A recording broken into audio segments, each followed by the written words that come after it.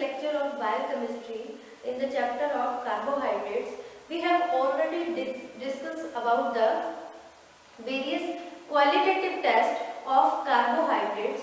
So now we will discuss about the scheme of the qualitative test for the carbohydrates. So now today we will discuss about the scheme for the qualitative analysis of carbohydrates.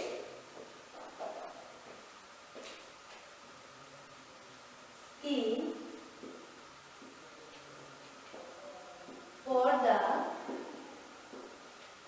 qualitative analysis of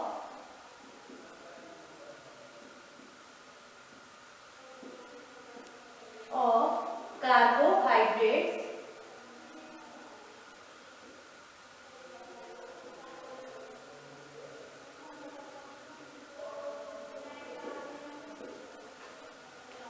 हमने last lecture में cover किया था different types of qualitative test for the carbohydrates. अब अलग अलग जो test किए थे हमने, उससे ये तो पता चल गया that carbohydrates are present in the given test solution और टेस्ट सैंपल में प्रेजेंट है।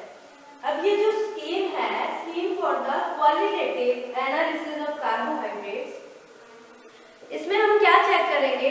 इसमें हम देखेंगे कि जो कार्बोहाइड्रेट्स जो हमने अलग अलग टेस्ट किए, जैसे मॉलिश टेस्ट किया, फेलिंग्स टेस्ट किया, बारफॉय टेस्ट किया, Tollens test and iodine test, उस टेस्ट के अकॉर्डिंग इस ये जो मिक्सचर है, टेस्ट सॉल्यूशन है, उन टेस्ट सॉल्यूशन में जो कार्बोहाइड्रेट्स प्रेजेंट है उनकी क्या नेचर है, इससे हम ये डिटेक्ट कर सकते हैं नेचर ऑफ कार्बोहाइड्रेट्स। अब नेचर से क्या मतलब है? नेचर मींस अब जो कार्बोहाइड्रेट्स है, हमने अलग अलग क्लासिफिकेशन पढ़ी इसमें कार्बोहाइड्रेट्स की, कि रिड्यूसिंग शुगर होती है, नॉन रिड्यूसिंग शुगर होती है, मोनोसेक्राइड्स होते हैं, डाइसेक्राइड्स होते हैं, पॉलीसेक्राइड्स होते हैं। तो गिवन सैंपल में हमने उसकी नेचर को डिटेक्ट करने के लिए किस तरह से, कौन से टेस्ट है, उससे क्या पता लगेगा कि इससे रिड्यूसिंग शुगर प्रेजेंट है, नॉन रिड्यूसिंग शुगर प्रेजेंट है। So this scheme is used to detect the, किस लिए यूज की जाती है? To detect the nature of carbohydrates. Nature of carbohydrates का मतलब क्या हुआ? भी इसमें कौन सी रिड्यूसिंग शुगर प्रेजेंट है, नॉन रिड्यूसिंग शुगर प्रेजेंट है, मोनोसेक्राइड, डाइसेक्राइड, कौन सा कार्बोहाइड्रेट इसमें प्रेजेंट है। तो इसमें सबसे पहले हमने क्या किया था? टेस्ट सब्सटेंस लिया और उसमें क्या किया? मॉलिश टेस्ट किया।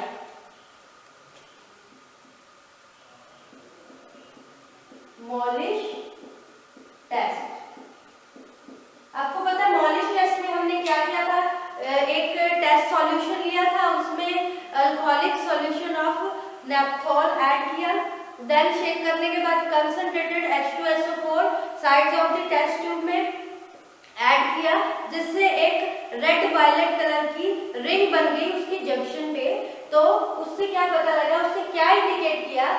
अगर वो टेस्ट पॉजिटिव आया, इट मींस उसमें रेड वायलेट जंक्शन बन रहा है on the sides of the test tube, then it means carbohydrates are present. अगर इसमें ये पॉजिटिव शो कर रहा है, ये टेस्ट क्या है? पॉजिटिव,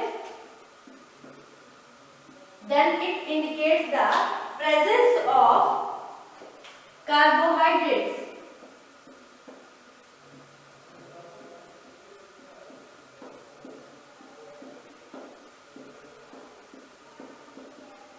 इससे ये पता चला कि हमने इसमें मॉलिश टेस्ट के बाद कि इसमें कार्बोहाइड्रेट प्रेजेंट है।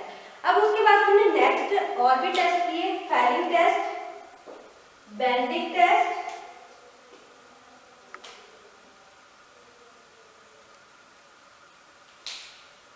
हमने जो नेक्स्ट टेस्ट किए दैट आर फेलिंग्स टेस्ट,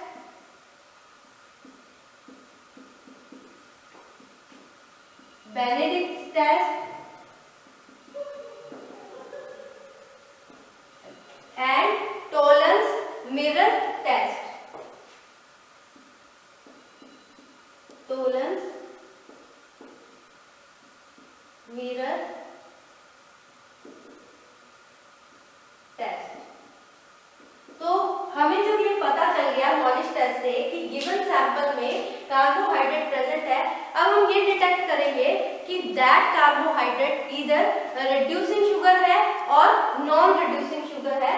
तो उसको डिटेक्ट करने के लिए हमने ये टेस्ट किए, Fehling's test, Benedict's test and Tollens mirror test.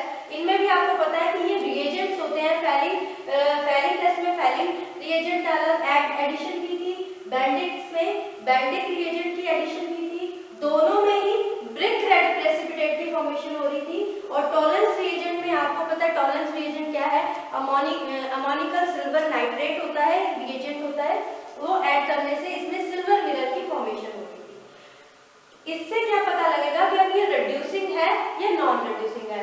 अगर ये जो टेस्ट फेलिंग टेस्ट से उसमें ब्रिक रेड प्रेसिपिटेट आ रहे हैं, बेंडिक से भी ब्रिक रेड प्रेसिपिटेट आ रहे हैं, और टॉलरेंस मिरर टेस्ट से जो सिल्वर मिरर की फॉर्मेशन हो रही है, इट मींस टेस्ट अगर पॉजिटिव है तो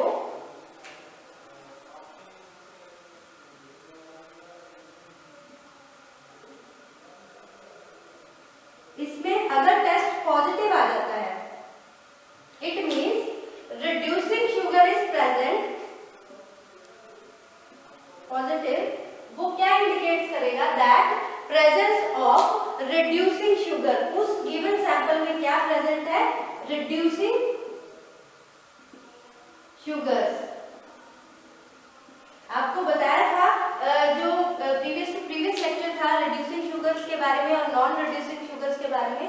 रिड्यूसिंग शुगर्स वो होती है जिसमें दो मोनोसेक्राइड्स में से एक रिड्यूसिंग ग्रुप के साथ अटैच होती है, उनको रिड्यूसिंग शुगर कहते हैं। इसमें एग्जांपल था lactose, maltose, these are the examples of reducing sugar.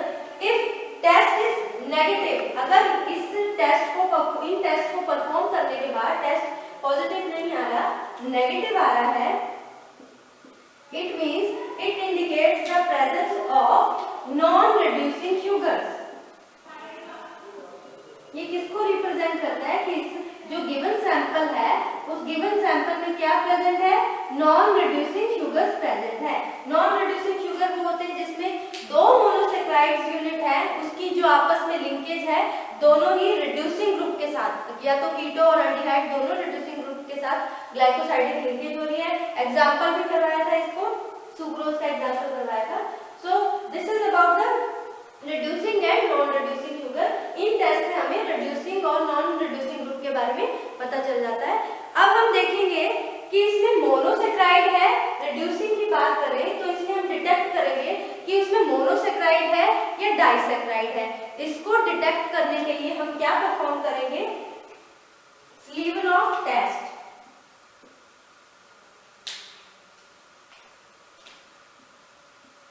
स्लीवनॉफ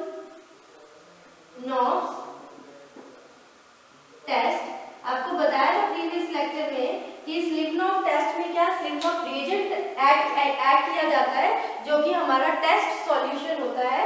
और इसमें स्लीवनॉफ के बारे में बताया था कि it is a mixture of resorcinol and hydrochloride, उसका मिक्सचर होता है। तो स्लीवनॉफ टेस्ट इसमें परफॉर्म किया जाएगा रिड्यूसिंग शुगर के लिए। अब इसमें डिटेक्ट करना है मोनोसेक्राइड है या डाइसेक्राइड है। इसको डिटेक्ट करने के लिए अगर पॉजिटिव आ रहा है, ये तो इसमें ये डिटेक्ट करना है ना कि मोनोसेक्राइड है या डाइसेक्राइड है। पॉजिटिव आया तो it means monosaccharide is present, अगर नेगेटिव आया तो it means disaccharide is present. Negative non reducing आ रहा है, डाइसेक्राइड, इसमें रिड्यूसिंग में positive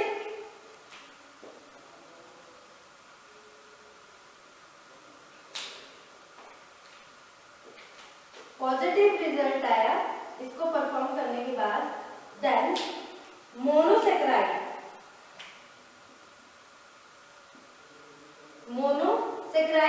and saccharides are present in the given sample, negative result के लिए क्या इंडिकेट करेगा? That disaccharides are present in the given sample.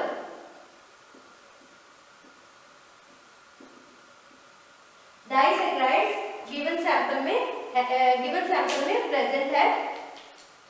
इसके बाद इसको चेक करने के लिए हमें बारफॉय टेस्ट करना है, स्लीवनॉफ टेस्ट नहीं करना।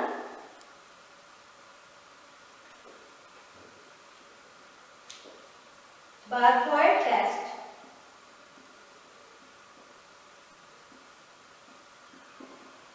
बारफॉय टेस्ट में हमने पढ़ा था कि जो बारफॉय रिएजेंट यूज किया जाता है, बारफॉय रिएजेंट ऐड किया जाता है। इस बारफॉय टेस्ट से अगर बारफॉय टेस्ट पॉजिटिव आ रहा है, it means it indicates the presence of monosaccharides. अगर नेगेटिव आ रहा है, it indicates the presence of disaccharides. अब मोनोसैकेराइड शो कर रहा है, इट मींस उसमें कीटो ग्रुप भी हो सकता है, एल्डोज ग्रुप भी हो सकता है, एल्डिहाइड ग्रुप भी हो सकता है, कीटोनिक ग्रुप भी हो सकता है। उसको डिटेक्ट करने के लिए हम क्या करेंगे? नेक्स्ट टेस्ट करेंगे स्लीवनॉफ टेस्ट।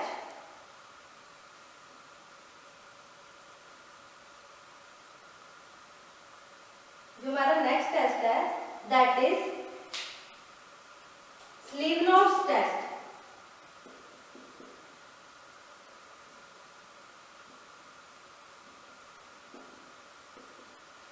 अब जो स्लीवनॉफ टेस्ट है वो पॉजिटिव भी आ सकता है, नेगेटिव भी आ सकता है।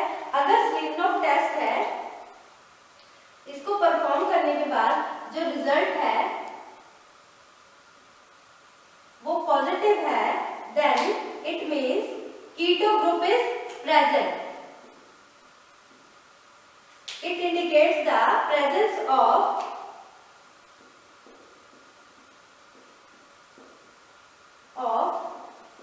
keto group, ketosis.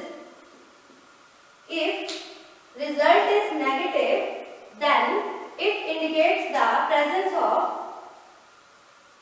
aldosis and aldehyde group present also.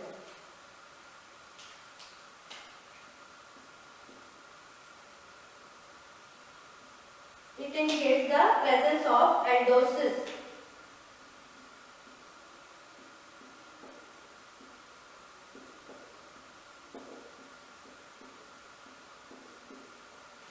ये तो बात हो गई रिड्यूसिंग शुगर्स की, कि हमने उसमें ये भी डिटेक्ट कर लिया कि मोनोसैकेराइड्स है या डाइसैकेराइड्स है with the help of Barfoed test.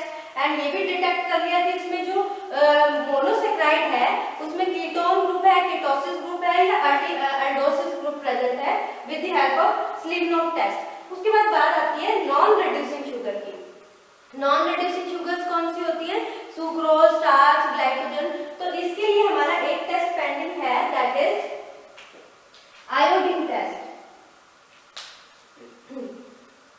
Iodine test perform करेंगे इसमें, आयोडीन टेस्ट। तो आपको बताया था आयोडीन टेस्ट में क्या है, जो गिवन टेस्ट सॉल्यूशन है उसमें आयोडीन सॉल्यूशन की एडिशन करेंगे। If formation of blue colour हो रहा है, जो हमारा रिजल्टेंट रिएक्टेंट के बाद जो प्रोडक्ट मिला है उसका क्या ब्लू कलर आ रहा है, it means starch is present in the given sample.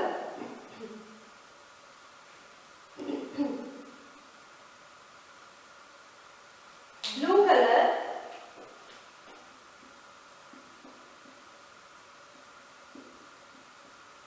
Colour क्या इंडिकेट करता है कि इसमें स्टार्च प्रेजेंट है इन द गिवन सैंपल। उसके बाद अगर ब्लू कलर की जगह वाइन कलर आ रहा है, तो it means glycogen is present in the given sample. Wine colour represents the glycogen. Glycogen present है सैंपल में। लास्ट, इफ नो कलर, कोई कलर चेंज नहीं हो रहा, कोई कलर नहीं आ रहा, it means sucrose is present in the given sample. After the iodine test of non reducing sugar, और कोई कलर नहीं आ रहा, नो कलर,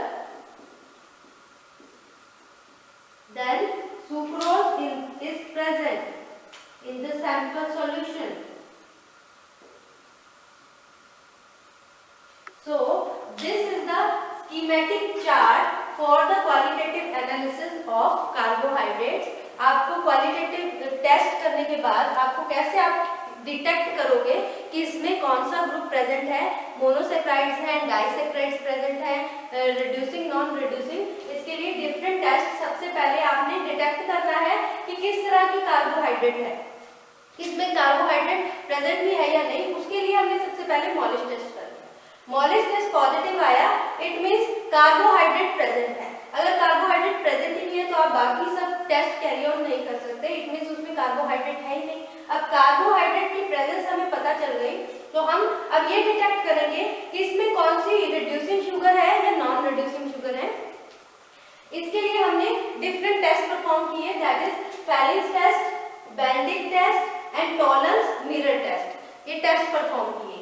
अब इसमें अगर मान लो पॉजिटिव रिजल्ट आ रहा है इस टेस्ट के अकॉर्डिंग, मींस जैसे रेड ब्रिक रेड कलर पहले टेस्ट से आता है, बेंडिक से भी ब्रिक रेड कलर आता है, इससे सिल्वर मिरर की फॉर्मेशन होती है, it means reducing sugars are present in the given test solution. Then अब हम डिटेक्ट करेंगे, अगर नेगेटिव आ रहा है तो it means non reducing sugars present है। इसमें नॉन रिड्यूसिंग शुगर्स कौन सी होती है, starch, glycogen and sucrose, these are the non reducing sugars which are present in the given sample. अगर नेगेटिव आ रहा है, अब वो पॉजिटिव आने के बाद हम डिटेक्ट करेंगे कि उसमें डाइसेक्राइड्स है या मोनोसेक्राइड्स है, जो कि हमने क्लासिफिकेशन में पूरी डिटेल में पढ़ा है। पॉजिटिव आया बारफोर टेस्ट से तो it means monosaccharides are present in the given solution, उसकी प्रेजेंस को डिटेक्ट करेगा। नेगेटिव आने पे disaccharides are present in the given test solution. Then अब हम डिटेक्ट करेंगे जो मोनोसेक्राइड्स है उसमें कौन सा ग्रुप प्रेजेंट है। कीटोसिस प्रेजेंट है, कीटोसिस का एग्जांपल जैसे फ्रक्टोज या फिर एल्डोसिस यानी ग्लूकोज, लैक्टोज प्रेजेंट है उसमें, ये डिटेक्ट करेंगे। तो उसको डिटेक्ट करने के लिए नेक्स्ट टेस्ट जो आपको करवाया था that is Seliwanoff's test. Seliwanoff's test में अगर वो टेस्ट पॉजिटिव आ गया तो it means the keto group is present in the given sample solution. अगर नेगेटिव आया तो it means aldehyde aldose group present है गिवन सैंपल में। फिर बात करते हैं हम, ये तो हमारा रिड्यूसिंग का हो गया। नॉन रिड्यूसिंग के लिए हमारा जो टेस्ट है that is iodine test. Iodine test perform करके हमें अलग अलग तरह के रिजल्ट मिलते हैं। ब्लू कलर की अपीयरेंस हो रही है, इट मींस स्टार्च प्रेजेंट है।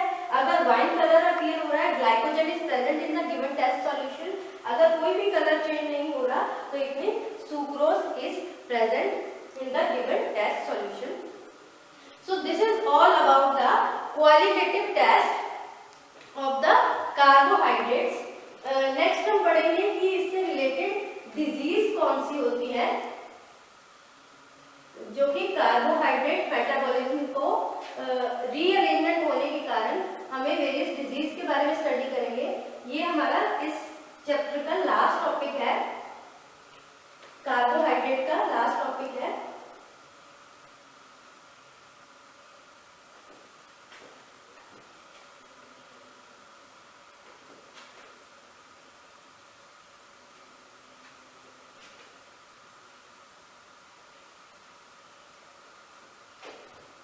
नेक्स्ट टॉपिक है हमारा diseases related to carbohydrates.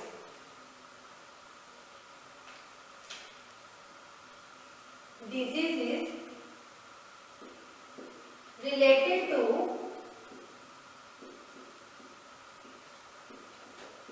Carbohydrates.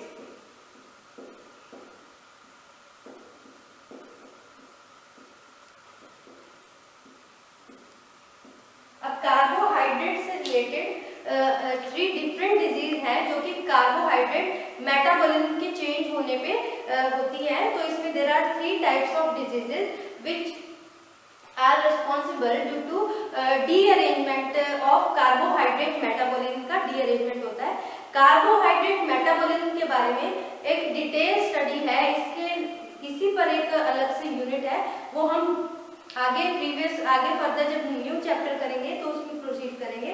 अभी सिर्फ हम इसकी डिजीज के बारे में पढ़ रहे हैं। सबसे पहले कार्बोहाइड्रेट रिलेटेड डिजीज 3 डिजीजेस हैं। इसमें हम पढ़ेंगे diabetes mellitus, hypoglycaemia, first one is diabetes mellitus. Second one is hypoglycemia, and third one is glycosuria.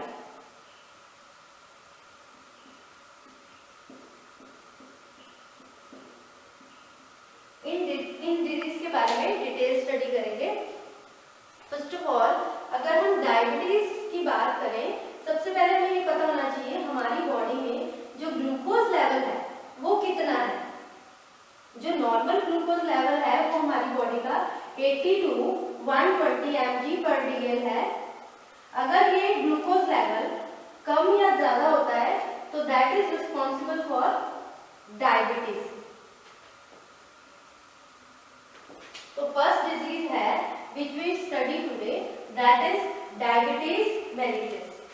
Diabetes mellitus की बात करें, इसमें क्या होता है, नॉर्मल हमारा ग्लूकोज लेवल है 80 to 120 mg/dl, normal glucose level in our body.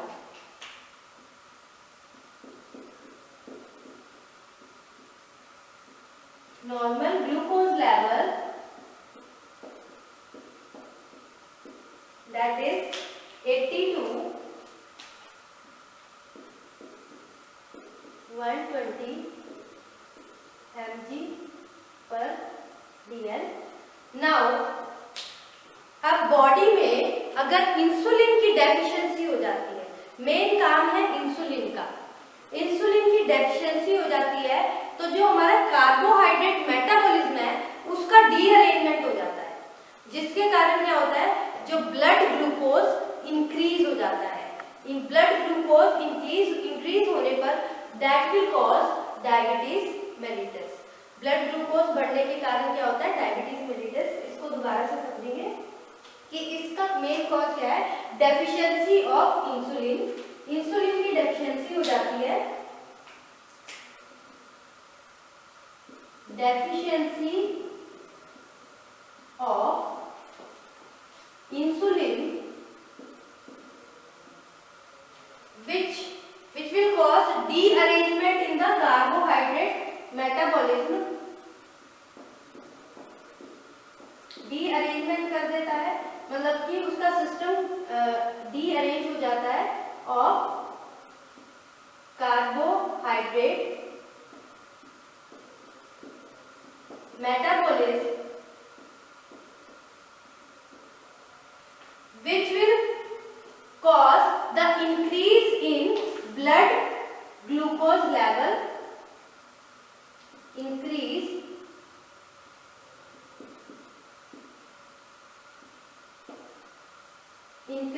in blood glucose, जो हमारी नॉर्मल ब्लड ग्लूकोज है, जो हमारी नॉर्मल ग्लूकोज लेवल है उससे जो ब्लड ग्लूकोज लेवल है वो इंक्रीज हो जाएगा। दैट विल कॉज, जो क्या कॉज करेगी, डायबिटीज मेलिटस।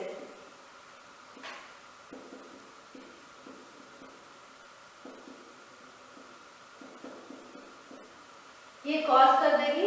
अब हम बात करें इससे, ये कैरेक्टराइज है, diabetes mellitus is characterized by hypoglycaemia and glycosuria. Hypoglycaemia means होता है जब ग्लाइसेमिक एसिड में ग्लूकोज लेवल बढ़ जाता है, और ग्लाइकोसूरिया जो यूरिन का आउटपुट है वो इंक्रीज हो जाता है। अब हम बात करें इसकी सिम्टम्स की, क्या सिम्टम्स है इसमें। जब डायबिटीज मेलिटस होती है तो इसमें सिम्टम्स क्या होते हैं, एक तो पॉलीफैगिया। पॉलीफैगिया मीन्स जो एपेटाइट है, यानी भूख बढ़ जाती है, बार बार भूख लगती है, और क्योंकि इसमें ग्लूकोज कार्बोहाइड्रेट मेटाबॉलिज्म है वो चेंज हो जाता है, इसलिए तो इसमें क्या होता है, जो मेन सिम्टम है इसका पॉलीफैगिया।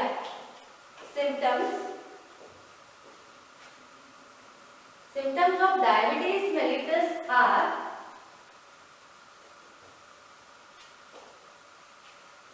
symptoms of diabetes mellitus are polyphagia, polyphagia, polyphagia mean increase in appetite, increase in appetite, भूख लगना बार बार। और क्या होता है polydipsia, polydipsia means increase in thirst, बार बार प्यास लगना, polydipsia increase in thirst.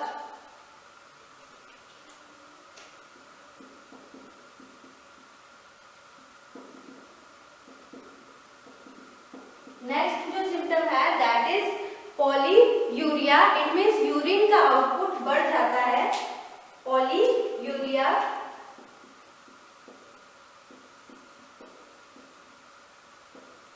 Increase in urine output.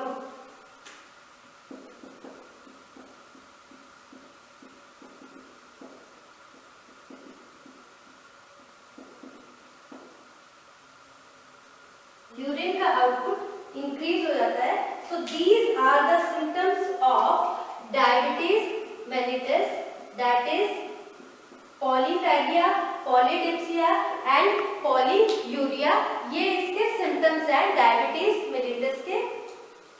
Next हमारा आ जाता है causes for increase in blood sugar level in the diabetes.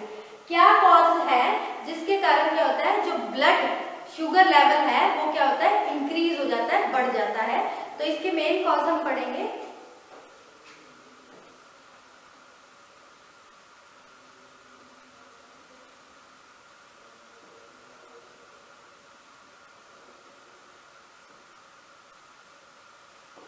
Causes,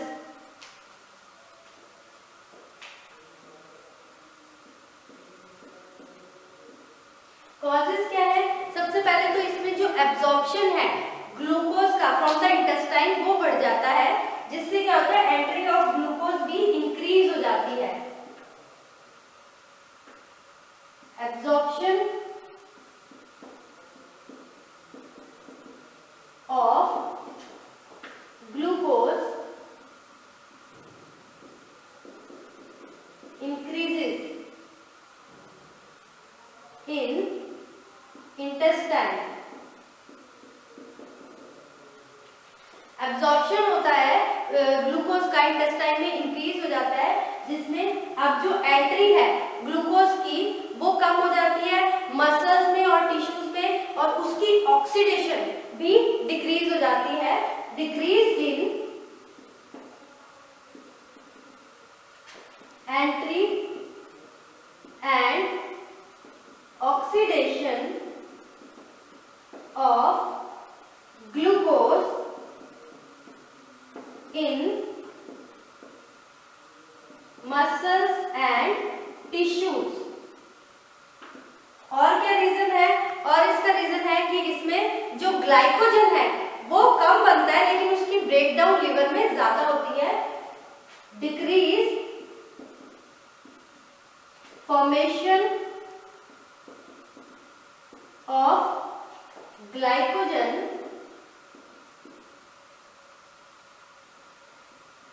and increase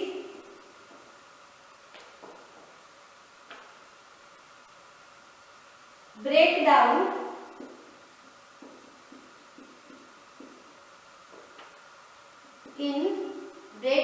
of glycogen in liver। So these are the main causes of increased blood sugar level in the diabetes। इसमें absorption glucose की बढ़ जाती है intestine में। Next reason है कि जो glucose है उस